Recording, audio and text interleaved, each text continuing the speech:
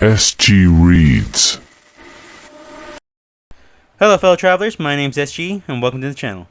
Today I'm going to go over an analog horror that started barely 2 or 3 months ago, I believe, by KSSGPRE.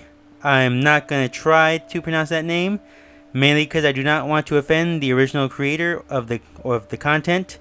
And yeah, this was a very interesting one. This is an Iron Man one for one, and it looks like it'll grow into something bigger later on, but we'll talk about that in a second. So, let's just get into it, shall we? Also, I'll leave a link to the original channel and videos down below in the comment section and the description. I do suggest going to go check them out and judge the content for yourself. And please leave a like, comment, subscribe down below. I would really appreciate it myself. And yeah, let's get started, shall we? Our story begins in 1979, where Tony Stark is found by the Air Force wandering the desert after being missing for several months. It was then found out that he had been kidnapped and forced to make weapons for a terrorist organization. When the military went to go look to see what happened to the kidnappers, they found them all literally either deceased or completely annihilated. They don't know how, and Tony Stark wouldn't express how either, and they had to leave it at that. Tony Stark went back to his company, ran Stark Industries for a period of time, and stayed out of the public eye for the most part. It was until at least a year or two later that this Iron Man character started appearing in different parts of the world. This is the time of the Cold War, of course, insisting that Iron Man himself was helping civilians along with military personnel during these times of war. But he was not responding to anybody. In fact, when he did respond, it was in this weird, monotonous, like computer voice tone, like an AI generated voice, if you will. And they even show that he was not fully there physically anymore. He was bleeding out of the suit. As far as they could tell, a red liquid was often shown coming out, and we do know that maybe pieces of him were missing. He would leave before being questioned, and later on, a year later after the events of Iron Man happened, we do know that he disappeared from public sight along with Tony Stark. We do know that it was Obadiah Stane who orchestrated the kidnapping of Tony Stark and is currently trying to be arrested by the police after realizing their connections. In an angerous rage, Tony Stark, who is at this point Iron Man, begins his assault against Obadiah Stane in the Ironmonger outfit, thereby destroying him in the middle of the core that powered all of Stark Industries. There's a lot more to the story, but we'll get to that in a second. We do know that the military might know that Tony Stark is Iron Man thanks to his assistant, Pepper Potts, who had reported to James Rhodes that she noticed that Tony Stark had been acting weird and that he had blueprints for a suit that didn't seem to be for recreational use, if you will. And so far, the story ends with that, with the fight between the Iron Man and Obadiah Stane, the Ironmonger. Now, naturally, we would have to figure out who the narrator is at this point, don't we? But we are kind of told who it is. Kind of. I will say that. We do know that James Rhodes was the one documenting it, from the rescue of Tony Stark all the way up to the Ironmonger fight, that we do know that it was him who made this suit, or at least we know that he's making these series of videos to tell maybe either official personnel or somebody else. But the one incident that I didn't talk about in the story is the airplane incident, because that one is dated 2010, I think, because we don't really have an era right before this.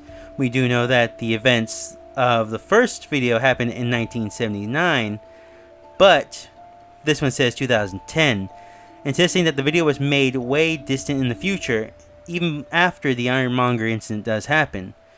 So, with that being said, we do know that James Rhodes did create at least 4 of the 5 videos, but who created the 5th? That could be a number of people, actually. But the one I think that we can pretty much pin down might be Nick Fury himself. Why? Again, I'll talk about it later.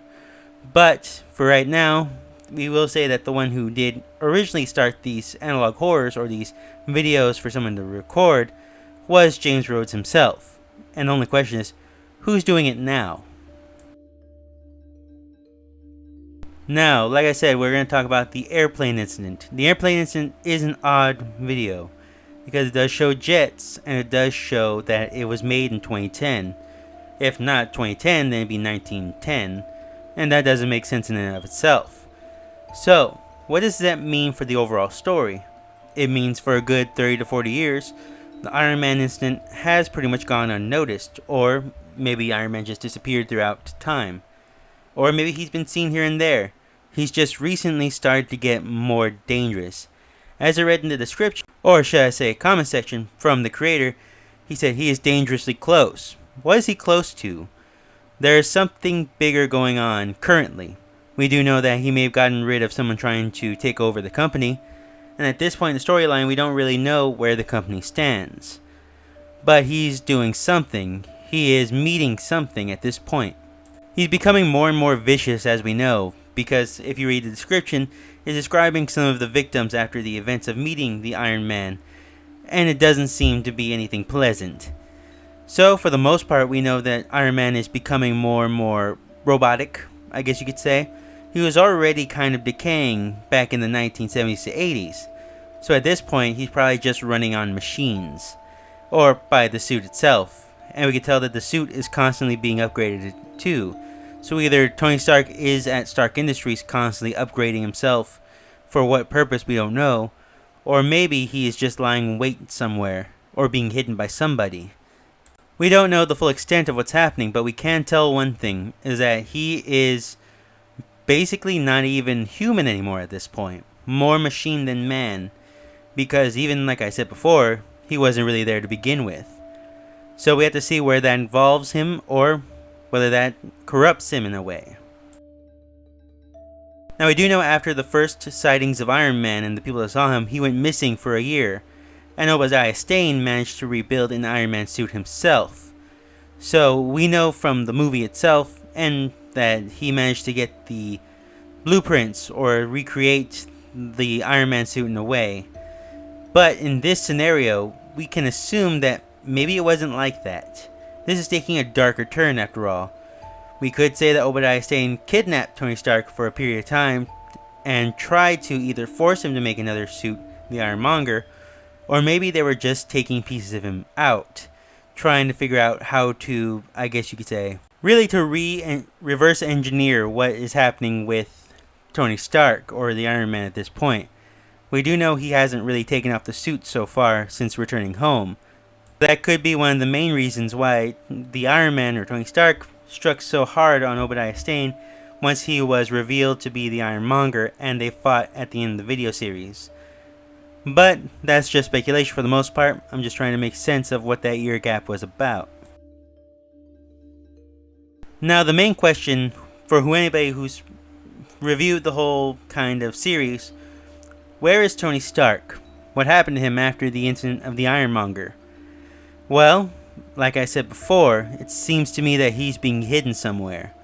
We do know that there is evidence to suggest maybe he's back at Stark Tower, because he did manage to get out in 2010 and cause havoc against the military once before.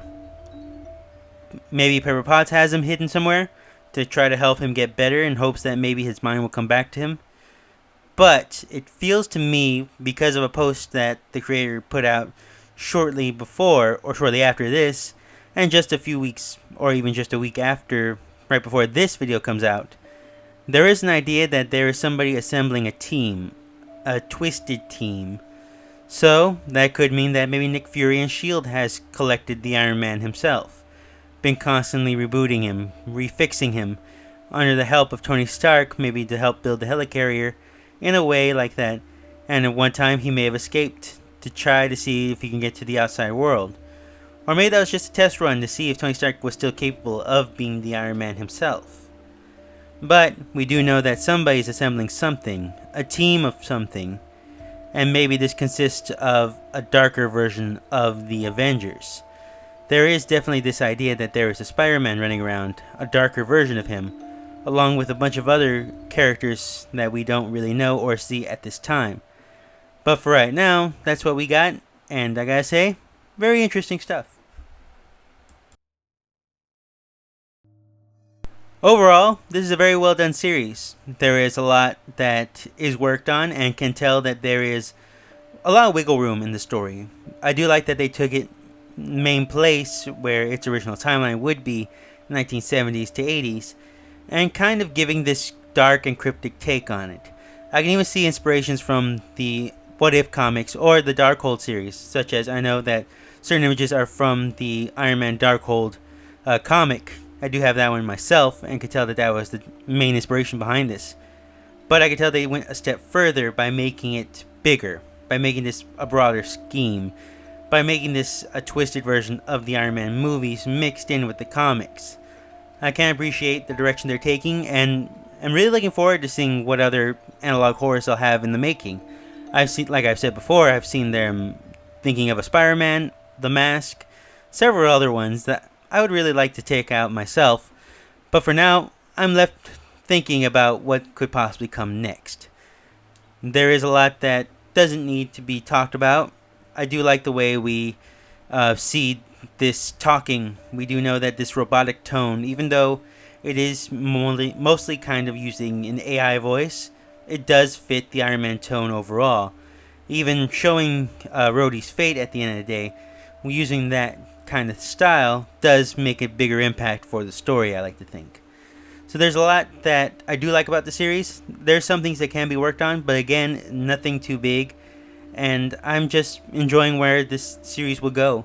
I can't wait to see what happens next. And I'd like to thank you all for listening. Please leave a like, comment, and subscribe down below. I hope you guys enjoyed this video. Like I said before, original video / playlist is down in the comment section below. Please go support the original creator. It would really I'd really help me out and help him out. And yeah, thanks again for watching, and hope to see you guys next time.